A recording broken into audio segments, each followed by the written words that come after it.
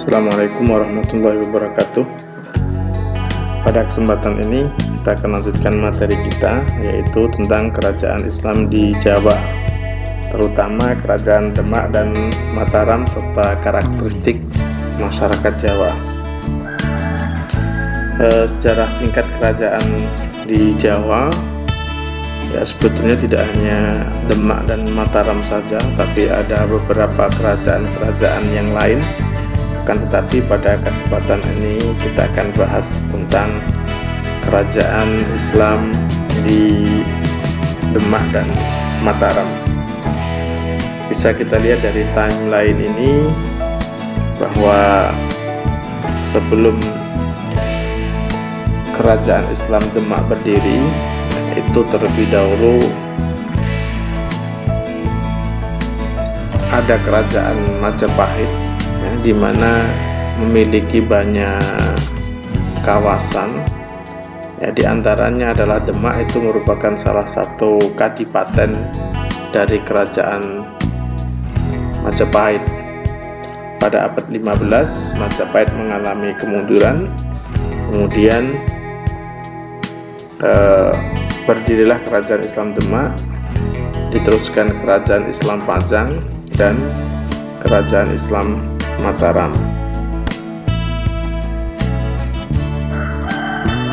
Ya, jadi Kesultanan Demak atau Kerajaan Demak itu merupakan kerajaan Islam pertama dan terbesar di Pantura, ya, pantai utara Jawa atau pesisir. Nah, seperti yang saya sampaikan tadi bahwa Demak sebelumnya itu merupakan kadipaten dari kerajaan Majapahit.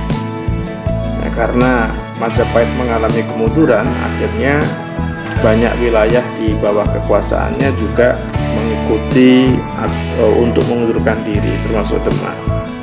Akhirnya pada tahun 1475 Demak mendirikan kerajaan sendiri. Ya, raja pertama kali kerajaan Demak adalah Raden Patah, di mana beliau merupakan putra Raja Majapahit yang terakhir, yaitu Kertabumi, yang menikah dengan putri Jina. Nah, Raden Patah diangkat sebagai raja oleh para ulama atau para wali, para sunan, ya, di bawah pimpinan Sunan Ampel. Setelah wafat, kemudian diteruskan oleh putranya, yaitu Pati Yunus. Raden Patah memerintah itu selama 30 tahun lebih, ya. Kemudian dilanjutkan oleh Pati Yunus. Nah, Pati Yunus ini termasuk sangat muda sekali karena usianya baru 17 tahun sudah diangkat menjadi raja. Pati Yunus itu pernah melakukan penyerangan di daerah Malaka yang dikuasai oleh Portugis, ya. Sehingga Pati Yunus ini dikenal sebagai Pangeran Seberang Lor karena menyeberang ke daerah utara, ya, ke daerah Malaka atau daerah Malaysia, ya. Jadi pernah melakukan penyerangan ke sana. Akan tetapi pada saat penyerangan itu Pati Yunus mengalami kekalahan yang besar dan beliau wafat dalam medan peperangan itu. Kemudian dilanjutkan oleh Sultan Trenggono. Beliau adalah adik kandung Pati Yunus, ya. Diangkat menjadi raja atau sultan oleh Sunan Gunung Jati dengan gelar Sultan Ahmad Abdul Arifin. Pada masa pemerintahannya, Islam berkembang pesat ke seluruh Jawa dan Kalimantan Selatan dan banyak menundukkan wilayah-wilayah seperti Jawa Timur, Palembang, dan Jawa bagian selatan. Nah, kemudian dilanjutkan oleh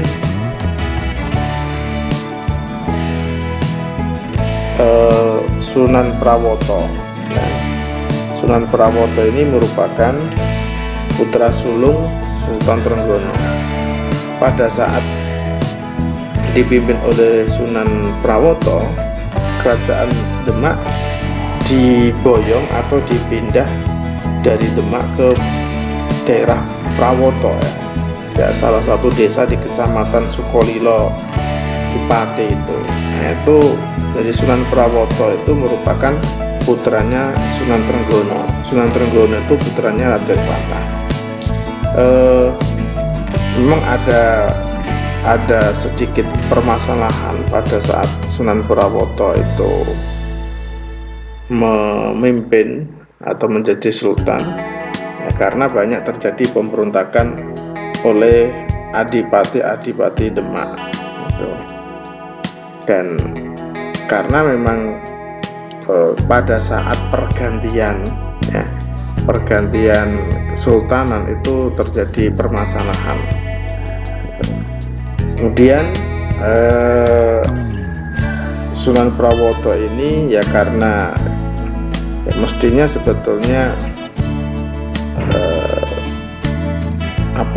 yang meneruskan itu bukan ini menjadi polemik ya, bukan Sunan Prawoto tapi adiknya Sultan Trenggono itu ya, terjadi pertikaian dan akhirnya Sunan Prawoto ini dibunuh oleh suruhan Arya Penangsang atau Adipati Jipang. Nah, setelah Sunan Prawoto ini wafat, maka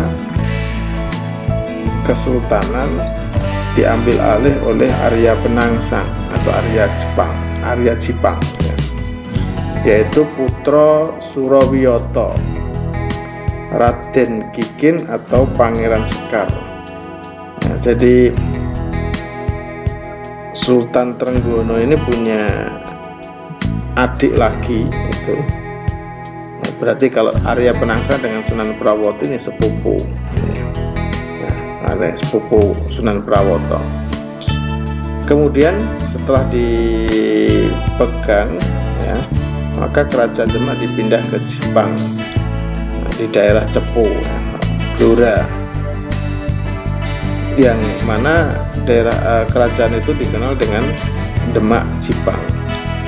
Dan Arya Penangsang ini diketahui sebagai raja terakhir kerajaan Demak, karena setelah ini itu terjadi peperangan terus ya, dan akhirnya berdirilah kerajaan-kerajaan yang lain seperti Pajang, kemudian Mataram dan seterusnya. Ya, bisa kita lihat dari peta ini. Di wilayah kekuasaan kerajaan Demak itu meliputi Banjar, Palembang, dan Maluku serta bagian utara pada pantai Pulau Jawa. Nah, ibu kota kerajaan Demak itu di Bintoro ya, Bintoro Demak. Kemudian Prawoto Pati ya, karena dibawa oleh Sunan Prawoto tadi. Kemudian dibawa ke Jipang atau di daerah Cepu. Setelah pasukan Pajang yang dipimpin oleh Joko Tingkir atau Sultan Hadiwijoyo itu memenangkan peperangan dengan Arya Penangsang, akhirnya kerajaan Demak dipindah ke Pajang. Pajang kalau sekarang ya di daerah Surakarta atau Solo itu. Kerajaan Pajang adalah salah satu kerajaan yang berpusat di Jawa Tengah sebagai kelanjutan kerajaan Demak. Kompleks keratonnya pada zaman saat ini gitu, tinggal tersisa berupa batas-batas fondasinya yang berada di perbatasan Kelurahan Pajang, Kota Surakarta, Kartasuro atau Sukoharjo. Tapi untuk kali ini kita tidak membahas lebih jauh tentang Pajang.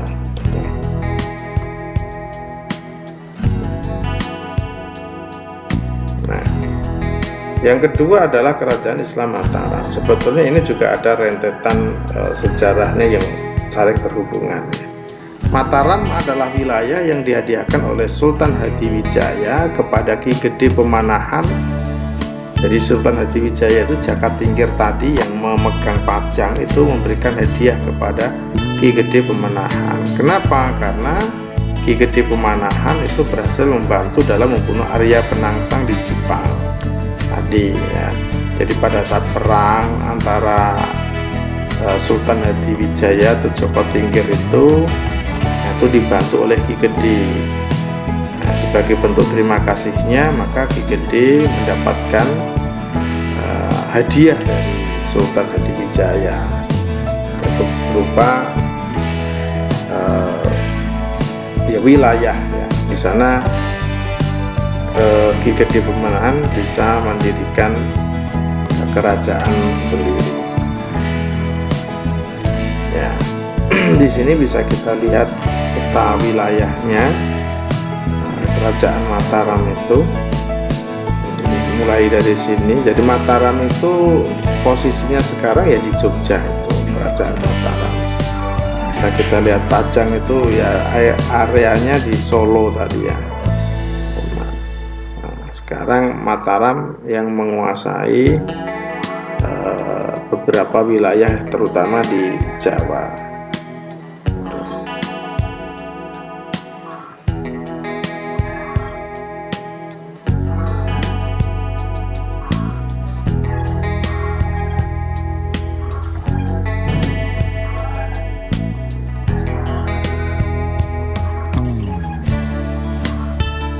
Mengenai raja-raja kerajaan Islam Mataram ya, bisa kita lihat yang pertama adalah Ki Ageng Pemanahan yang mendapatkan hadiah dari Sultan Pajang atau Sultan Hadiwijaya.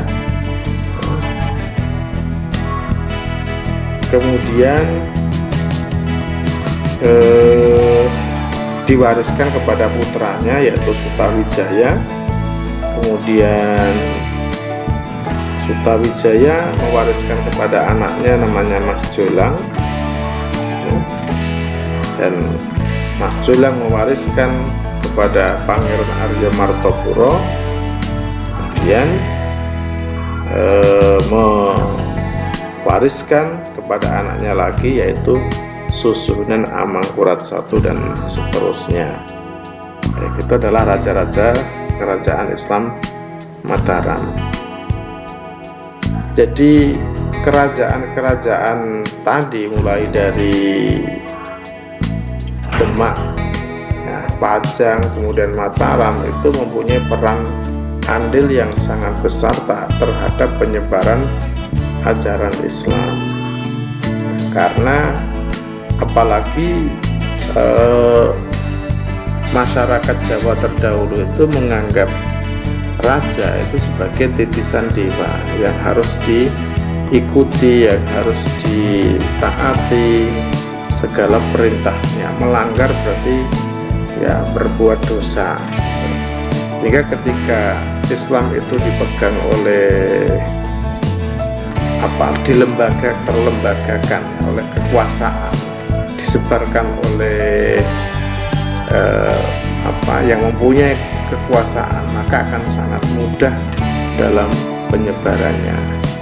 Itu salah satu kelebihan ketika Islam disebarkan atau dipegang oleh yang mempunyai kekuasaan. Tetapi memang ada kelemahannya juga dalam hal pergantian kepemimpinan itu ya hampir mengalami problematika. Baik, selanjutnya adalah karakteristik suku Jawa. Ya, kita tahu bahwa suku Jawa itu merupakan suku yang terbesar di Indonesia. Mungkin kalau ini diadakan survei lagi ya, terhadap statistik, mungkin lebih dari 90 juta. Yang banyak itu ada di Jawa Tengah, kemudian Jawa Timur, dan DIY ya. Kalau ke Jawa Barat itu sudah Sunda, bukan Jawa lagi gitu.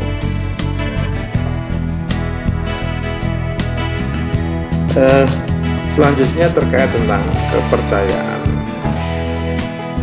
Ini pernah kita bahas pada pertemuan-pertemuan sebelumnya. Jadi sebelum lahirnya, sebelum adanya, maksud datangnya Islam, itu masyarakat Jawa sudah mempunyai kepercayaan dan keyakinan bahwa ada sesuatu yang mempunyai kekuatan besar di luar dirinya. Itu baik itu benda, gitu ya, misalnya batu, pohon, itu dianggap mempunyai kekuatan-kekuatan atau roh-roh itu.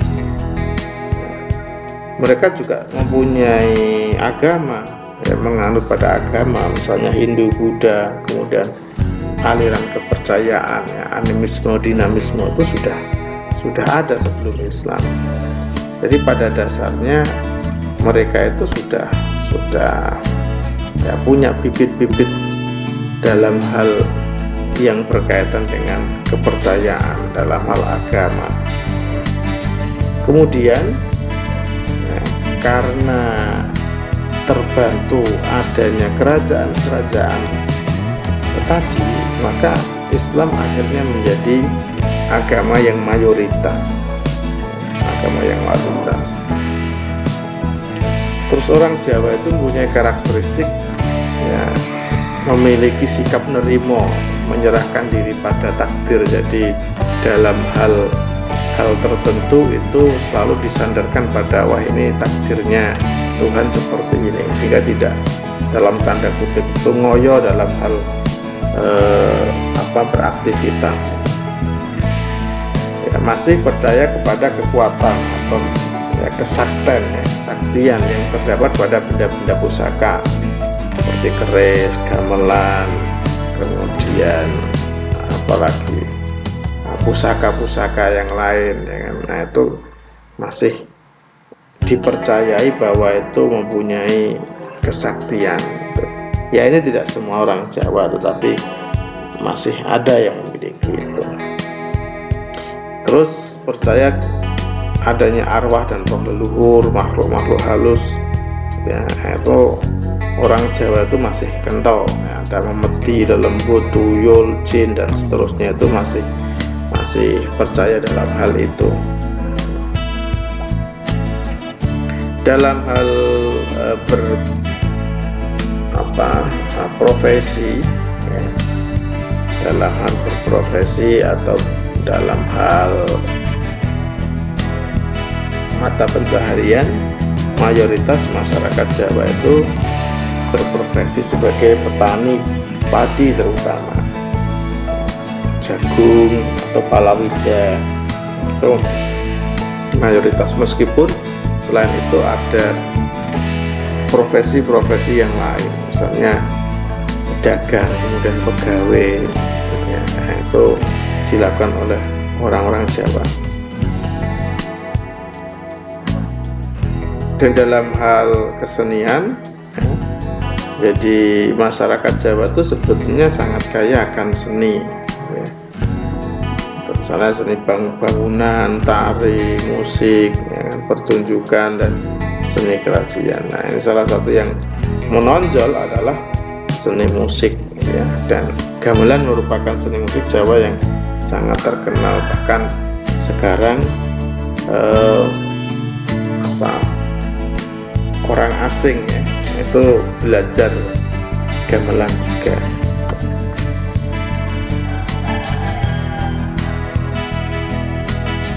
Nah, dalam masyarakat Jawa ini pernah dilakukan penelitian oleh Clifford Geertz. Jadi masyarakat Jawa itu ada 3 lapisan. Ini bisa dari atas, bisa dari bawah. Santri, priyayi, abangan, atau abangan, priyayi, santri. Ya, jadi santri itu, ya, ini Clifford Geertz itu membagi masyarakat Jawa dalam 3. Ada santri, yaitu penganut agama yang taat pada ajarannya, terutama agama Islam. Itu kalau masyarakat yang yang taat, kemudian masyarakat yang menjalankan kegiatan agama dengan baik, itu kategorinya adalah santri.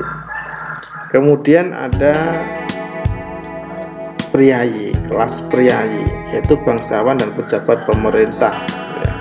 Jadi ada yang santri ya, santri ini tidak hanya orang yang menuntut ilmu saja, tetapi yang ahli, kemudian yang menjalankan kegiatan agama, itu menurut Clifford Geertz dikategorikan santri. Kalau priyayi itu ya pejabat-pejabat, dan ada yang ketiga adalah abangan. Jadi kalau mungkin bahasa kita ya agama hanya di KTP saja, atau Islam KTP gitu ya. Penganut agama hanya sebatas nama saja, mereka hanya mengikuti. Kalau ditanya agamanya apa, Islam, tapi dalam hal menjalankan ibadah itu mungkin kualitasnya kurang, atau malah memang tidak menjalankan sama sekali.